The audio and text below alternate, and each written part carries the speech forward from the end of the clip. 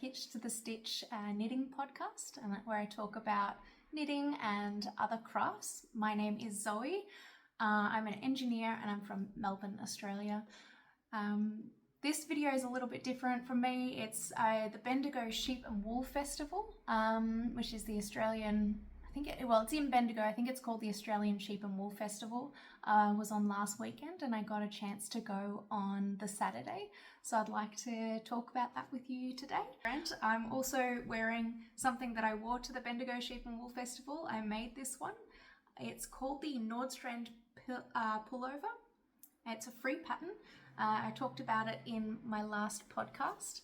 I actually got a few really nice compliments on this one at the Wool and Sheep show. So without further ado, let's get into discussing the main topic.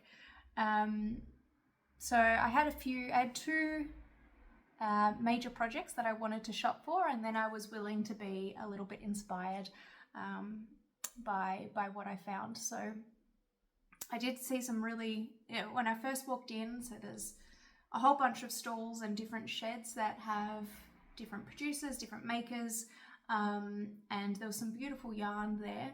But I was actually particularly drawn to, because I have lots of yarn, I was really looking for what I needed or maybe something spectacular. So when there was lots of beautiful things, and I really liked to see how many hand spun yarn there was there, something that you don't usually see.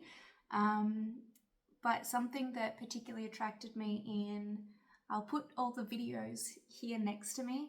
The first thing that I saw that really took my eye was from, I guess it's Barlett, Bugorg, Murup, I'm not sure. But I've got a couple of cards. She had some really beautiful bowls and like almost tiny little pouches with like feathers down the bottom that I thought was super cute. And she does, she's an Aboriginal artist and fibre weaver, it says, Trina Dalton Ugis. And she does also, if you're interested in something like this and around Melbourne, she also does classes, which is something that I wouldn't mind getting into, trying these woven bowls. So that was the first thing that caught my eye. I didn't pick anything up there, but it's inspired me for maybe a project I'd like to do in the future. The next store that really caught my eye, I did pick up something from, and it was run by this lovely lady, Jo. She has a YouTube also where she teaches how to felt different fibers, and I've got some beautiful images or videos of her craft work. Really, there was this one that it looked like it reminded me of Western Australia and sort of the rocks and the water, and it was super beautiful and lustrous. It was really shiny, and I thought it was absolutely beautiful. And there was some other works that she did which was really lovely as well. One that was just very white really caught my eye, which will be in the video. But I did pick up, I spoke to her a little bit about how to do this, and it's completely new to me, but I picked up a chiffon that is 55 by 200 centimeters.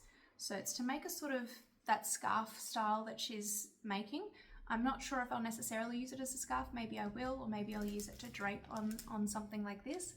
And so this is the fibre that I got. It has merino, Polworth, Corriedale, Scandinavian mountain sheep, alpaca, seacell, mulberry, and it says pearl, I'm not quite sure there. So this was $33. It's 90 grams here. The shade is called quartz, but it's got these super shiny bits, and then it has more of the, what I'm assuming is the wool, the Corriedale and the merino, and it just has a really interesting shine to it, and I thought it could be cool to combine with this. I think I got this for $5 as well from her, and it looks like a sort of silkish thread to weave amongst it to sort of simulate a water stream or something like that. So that's the first thing that I picked up there. There was plenty of other makers throughout as well, and actually I picked up a few little goodies, this little pin and some stitch markers. I've been using this one already. I think they're adorable. And these ones here, and some other stitch markers. I thought it was just, I've never seen anything like this. They're Tetris, to mark where you are on your stitches. So anyway, that was just a small couple little things that I picked up. After the first two sheds, we walked up to a larger shed with some more yarn, and then I picked up this one here. So I went to Japan recently and got some yarn on cones in it reminded me of that, and so I got these, and then there was a basket for $1 of all the threads, and I got lots of colourful threads. It's a mix of, you said silk, there's some polyester, I think these are majority silk. I'm just kind of inspired to maybe make something, I don't know, get into some embroidery, or make a little scarab beetle, I think, with these. I'm not quite sure what I'll do yet, but just thought, oh, it's nice to have super nice embroidery thread. Yeah, there's lots of lovely yarn stores, and then the next sort of, what else was in that? There was this great display wall unit with different prizes of what people had made, I guess, to put into a prize into a competition and win based on their fibre artwork. And there was lots of funky, cool little creations, not always for functional means, but just fun. But there was some other crafters as well that wasn't just related to fibre artworks. And the first, there was a woodworking shed, and I just couldn't keep my eye off this. So it's just a pepper grinder, but with some super cool gears. There was lots of lovely woodwork, but this one just really, I loved it. So I have got pepper in there. You put the pepper in here. You can see the pepper kernels, and then depending on how fine you want it, you will screw this up tighter, and if you want it a bit more coarse, you'll loosen it a bit. And I'm not going to turn it around. It works, you can trust me. It'll just fall on all the yarn. So this was, yeah, I just absolutely love this. I guess that's my nerdy engineer side coming out a little bit. After we moved on from the woodworking shed, there was this other, so it's all farm sheds. There was this other shed that held a lot of interesting weaving. The lady, I think maybe it's Elizabeth Callan. Anyway, she makes these. I'll take this out of the packet so you can see it properly. So I want to get this framed. It's just a beautiful, maybe is the light? Okay, that light is a little bit better for this one. It's this sort of dark, moody texture. Oh, it's a card. Oh, that's really cool. Okay, it was $10, it's a card, but I'd like to put it in a frame and keep it as a more textural artwork in my home. And I just thought it's a bit inspiring to get into weaving, and I really like how it's a bit moody, and I don't know, I just thought it was a really special little piece. There was a couple of other really beautiful ones that she had there, so this is the one that I picked up. Her husband was also there. He was supporting his wife, showing the looms, and he was a great salesman, so there was a group of us sort of listening into what he had to say, and that was quite a fun place to be. So after we headed out of that shed, it was sort of moving towards the main section of the show. I guess, where you've got the sheep shearing, and we walked into a big shed for the sheep shearing to watch that, and it was really exciting and fun. There was this great commentator. He was extremely lively, making everyone laugh, and so there would be, I think, four competitors at a time. So there was two sets of competitions. There was the sheep shearers, and then there was the throwers down below that sort of, they'll pick up the wool after the sheep's been sheared, and they'll throw it onto this big table. And I don't know if you've ever seen this before, but I thought it was really interesting. And then they would sort of tidy up the edges and collect the yarn, and they were also scored. I'm not actually sure what they're scored on or how it works. I think it's a bit easier to gauge from the sheep shearers, because that's more about speed. I'm not sure if they're also marked on whether it's a fine work as well.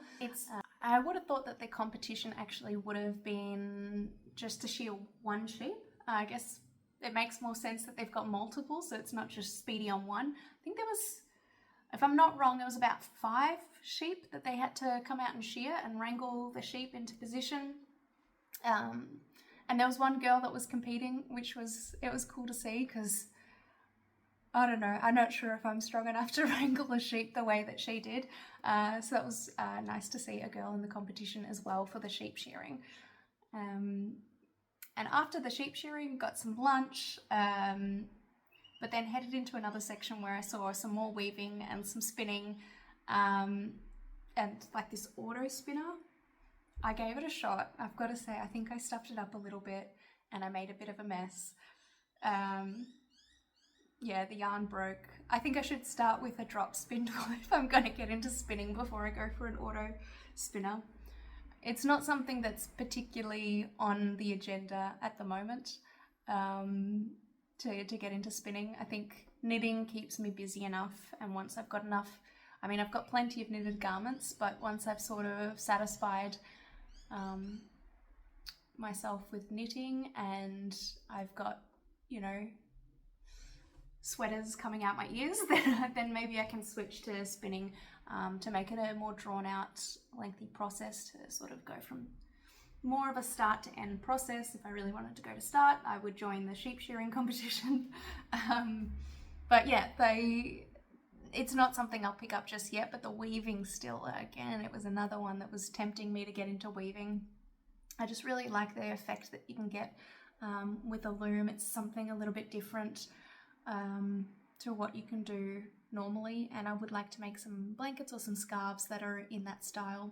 But also I've been thinking about artworks recently, and I really like fiber artworks. I love a good painting, but I also love when the art is textural, and you know, you've got a mix of both the paintings and more textural pieces or 3D pieces. And that's sort of, again, back to these, it's something I was thinking that I could introduce as a sort of artwork with these. I haven't really thought through exactly how yet. There's a few that I have in mind though with mohair, that's been sort of bubbling around my brain for a little bit. But yeah, that was, it's a good thing that looms are a bit more expensive, because then it's not so tempting. But yes, so after the lunch and seeing these looms, and there was a little fashion show as well in there, which was cool. It was like a sort of country fashion show. Nice to see everyone crowded around that and supporting. So that was one of the large sheds, and then the other large shed, which is just before the sheep shearing too, we'd gone into just quickly to get through to the sheep, and then gone back a little bit later, and that's where I found the yarn for the 2 projects that I went shopping for. But the first thing I actually picked up was this hot pink yarn. This isn't on the plan for the project. It's the perfect hot pink. I mean, it's just gorgeous. It's 90% merino, 10% silk, DK Weight, and what's it from? The Wool Store. So I actually picked up their card as well. They had they had a huge selection actually. I've got a video, I'm sure, of that area. Huge selection. The perfect hot pink, because there was this lady that was at the yarns show, and you sort of like, it's really exciting getting to look around and see other people's knits, and you just know that where you're there, when you look at their knit, they've probably made it themselves. So she had this interesting sort of mustard yellow, I don't want to say dirty color, because it's dirty in that sort of darker way, but it wasn't dirty. It was a beautiful color, but she just had down the center back and down the arms, there was like this one line of just hot pink on this cardigan.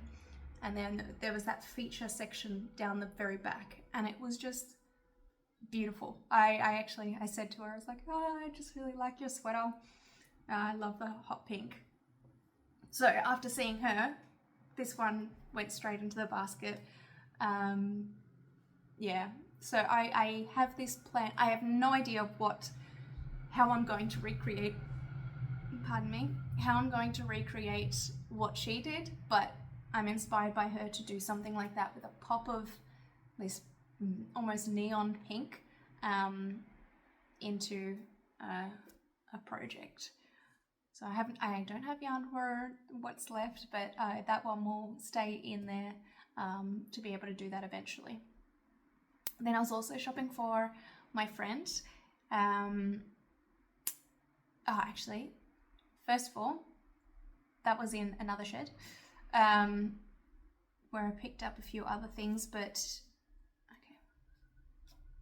Start over. Okay. I also picked up, it was at the Great Ocean Road. I think it's quite famous, like a lot of people on YouTube or knitting podcasts talk about the Great Ocean Road yarn, which was very beautiful. I didn't pick any of that up because it's not something that was meeting the need for my major projects, but I did pick up something that they sold, which is Thurlby Bug Buster. So it's this kind of, it's a moth deterrent, but it's a lot nicer smelling than mothballs. I hate the smell of mothballs. I will not use them.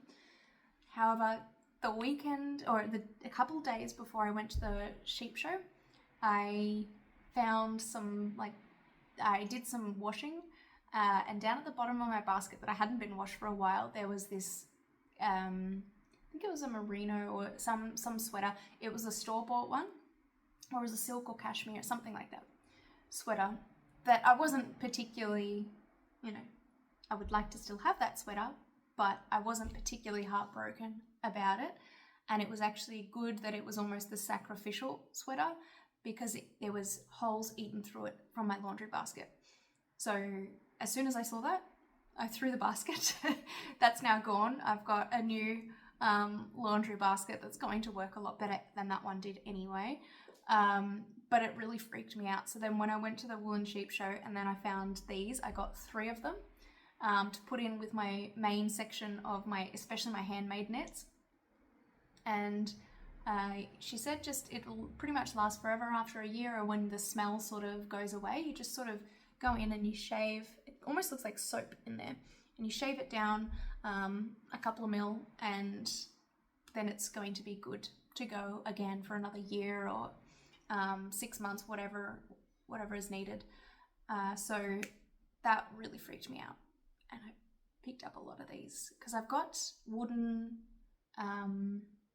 cedar balls throughout my whole bedroom, but I didn't in the laundry. I will also include some cedar balls now in the laundry baskets because of how nervous it made me.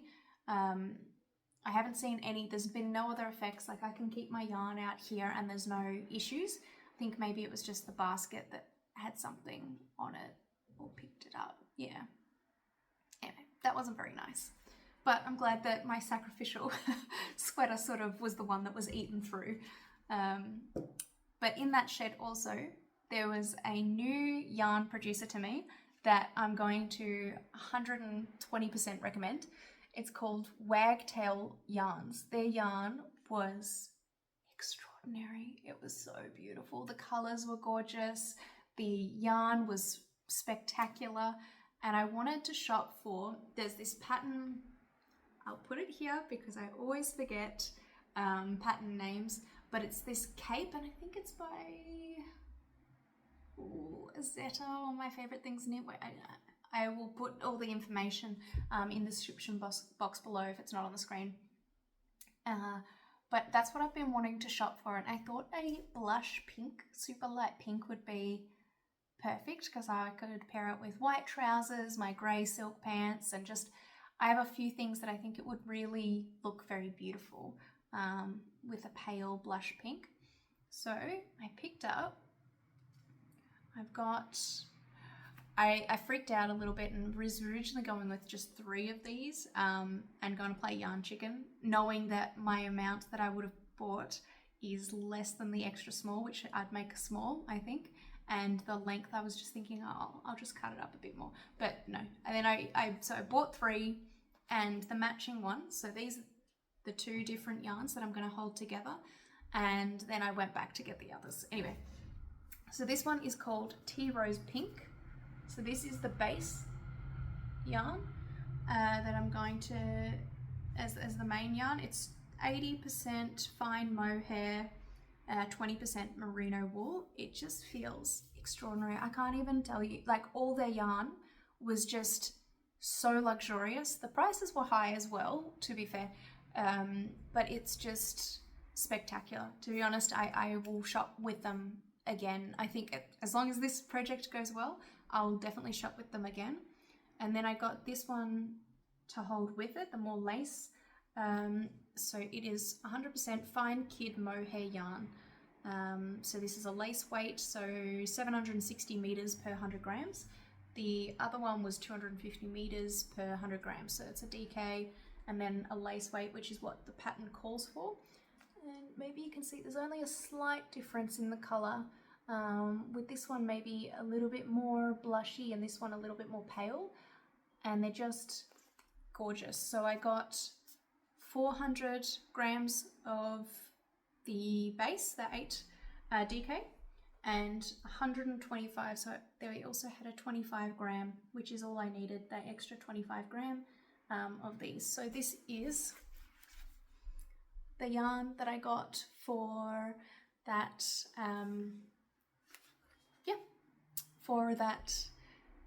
project, which I would like to get into soon, but I've got so many projects. It'll probably be the next major one that I put on my needles. Yeah. Apart from the one that I've already made a swatch for, which is the one for my friends. So after that super big, it was a very large space shed, that one. After that, we went back into the shed with one of the looms and where the fashion show was held, and did the rest of it. So before we didn't look at absolutely everything. And I found this yarn. So we were hunting for a green or grey for him, and because he's asked me to make him a sweater. And this is the yarn that we ended up going for. There was a few options, but the one that he originally liked, I was like, oh, I don't really want to use that yarn as much. And, you know, I was trying to keep him looking a little bit more.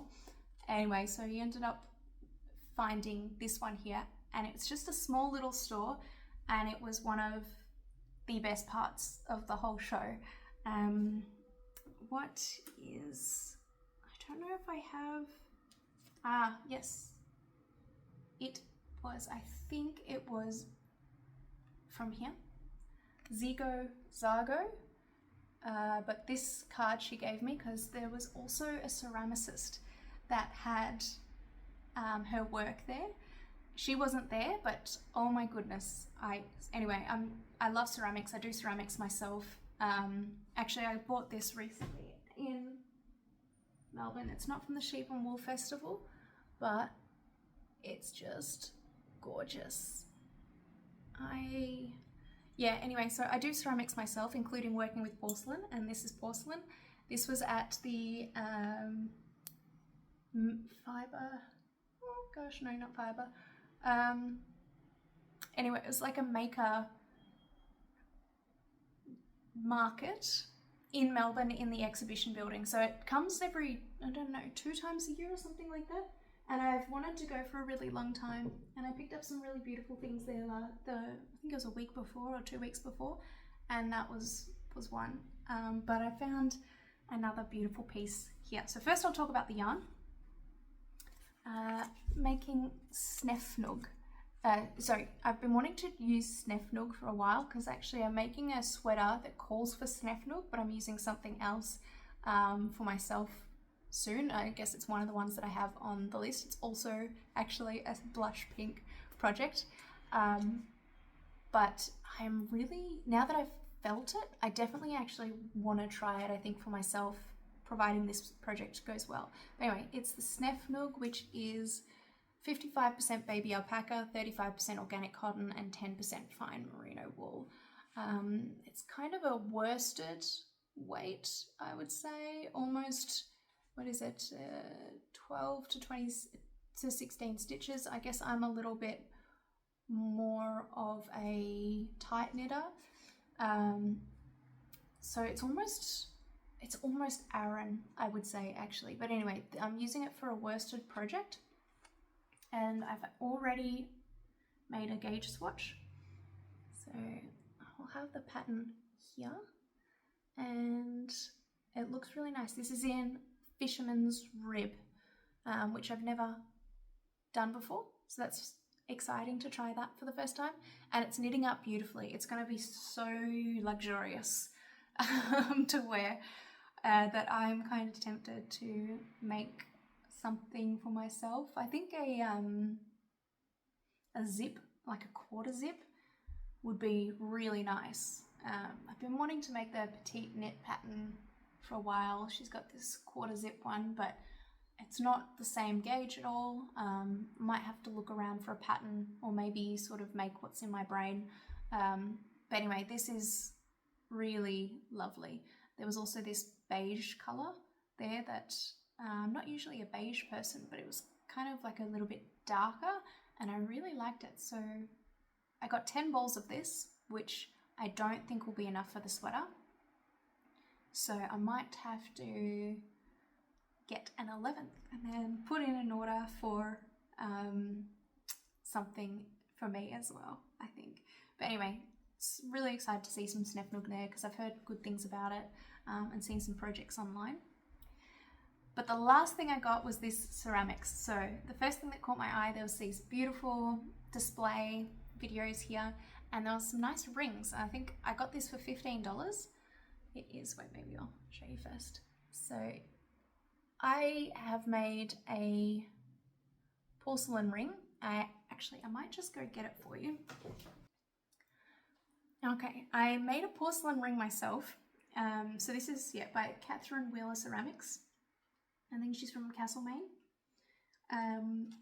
Anyway, so I have made a ring myself out of porcelain. This is, I wedged the colour into the porcelain, so it's actually not painted, that's the colour of the porcelain.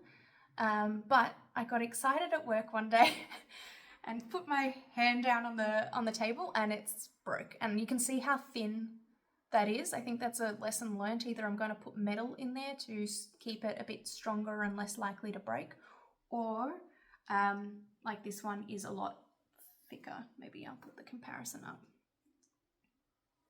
But I really loved her ceramics and you'll see why. So I'll put this on and then you can see it on. Looks beautiful there. Also on the middle. It's just a really nice piece.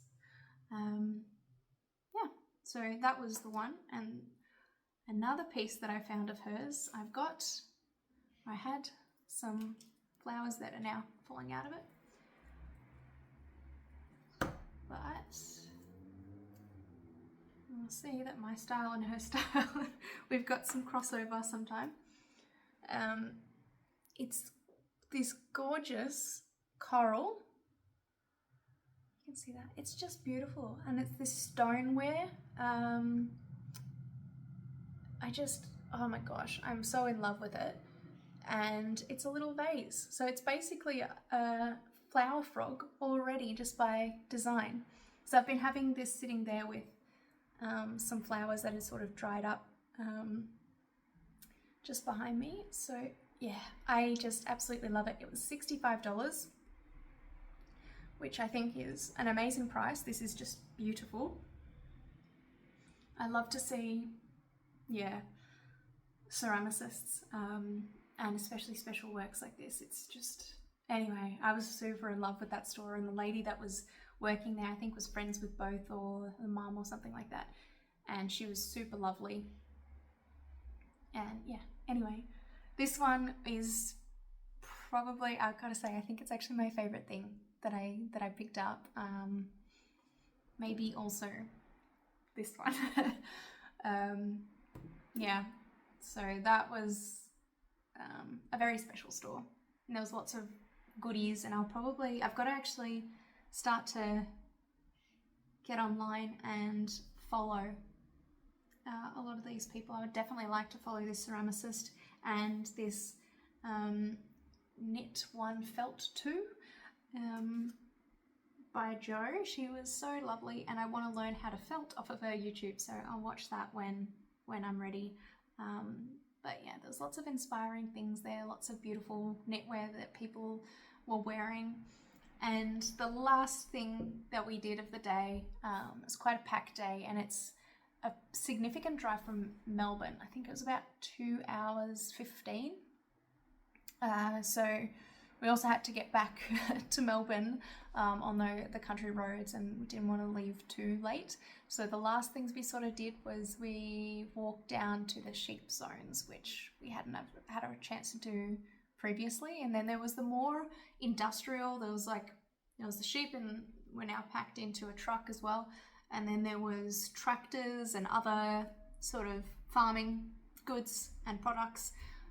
Something that wasn't really relevant for us earlier, but it was cool to see at the very end, including some of the sheep pens, and some of them were a little bit shy. Some were super friendly and actually loved a nose scratch, and I couldn't believe how it was just so soft between, like, at this bit here, just between the eyes and then up to their hair. It was the softest thing to touch the sheep. I think they were merino sheep, something like that. Oh, that was beautiful, and they were super cute. So that was nice to see them at the end. And then after that, walked out and around again, and I wanted to see the dogs. I really wanted to see a dog competition, but we were a bit distracted. Didn't know what time they were doing it. So at the end though, we saw some dogs rounding up some sheep into different sections, and they were just such clever dogs, super well trained, and the dogs that were also just walking around were super well trained. There was this super cute, I'm saying super too much, there was this really cute puppy at one point that like a guy he brought into the shed, and its legs were just, anyway, I'm a dog person, so that was nice to see at the end. At least we got to see a little bit of that. And then we headed home with quite a few bags of goodies. So I have a lot of stuff to get into. I always have too many things planned, but yeah, I'm very excited to go again next year. It was a really positive experience. If you haven't gone before and you're in Melbourne, I know that a lot of people fly in from all over the country to get to this show. Yeah, so it might be worth the trip. I couldn't even book to stay local to do 2 days because everything was booked out. I was really only looking 2 weeks prior to stay there. But yeah, hope you enjoyed this video, a little bit different, and have a great afternoon, evening, morning, and I look forward to showing you the things that I get up to making. Thanks, bye.